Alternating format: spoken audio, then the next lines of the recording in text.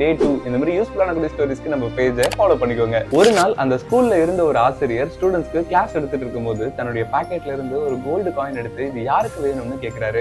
உடனே அங்க இருந்த ஸ்டூடெண்ட்ஸ் எல்லாரும் இது எனக்கு வேணும்னு கை தூக்குறாங்க. அடுத்த நாள் அந்த கோல்டு காயினை சேத்துல போட்டு மோசமாக்கி எடுத்துட்டு வந்து இந்த அழுக்கான கோல்டு காயின் யாருக்காவது வேணுமான்னு கேக்குறாரு. நேத்து மாதிரியே ஸ்டூடெண்ட்ஸ் எல்லாரும் எனக்கு தான் வேணும்னு போட்டி போட்டுக்கிறாங்க. அதுக்கு அடுத்த நாள் அந்த கோல்டு காயினை அடி நடிச்சு கிளாஸ்க்கு எடுத்துட்டு வந்து இந்த நசுங்கி போன கோல்டு காயின் யாருக்கு வேணும்னு கேக்குறாரு.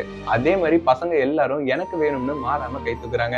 இப்ப பதிலுக்கு அந்த ஆசிரியர் ஸ்டூடெண்ட்ஸை பார்த்து சொன்னது என்ன தெரியுமா? இந்த காயினை நான் எவ்வளவு மோசமாக்கினாலும் நீங்க வேணான்னு சொல்ல மாட்டீங்க. ஏன்னா தங்கத்தோட வேல்யூ என்னன்னு உங்களுக்கு நல்லா தெரியும். அதே மாதிரி தாங்க நீங்க ஒவ்வொருத்தரும் உங்க வாழ்க்கையில யார் உங்களை தூக்கி எறிஞ்சாலும் சரி, யார் அவமானப்படுத்தினாலும் சரி, யாரு நசுக்குனாலும் சரி, எல்லா சிச்சுவேஷன்லயும் உங்களால வாழ்ந்து காட்ட முடியும். சோ உங்களுடைய மதிப்பை நீங்களே குறைச்சி இடப்படாதீங்கன்னு சொன்னாராம். உங்களுடைய வேல்யூ என்னன்னு இப்போ உங்களுக்கு புரிஞ்சிருக்கும் நம்புறேன். அண்ட் இந்த ஸ்டோரியை உங்க ஃப்ரெண்ட்ஸ்க்கும் ஷேர் பண்ணுங்க, அவங்களும் தெரிஞ்சுப்பாங்க.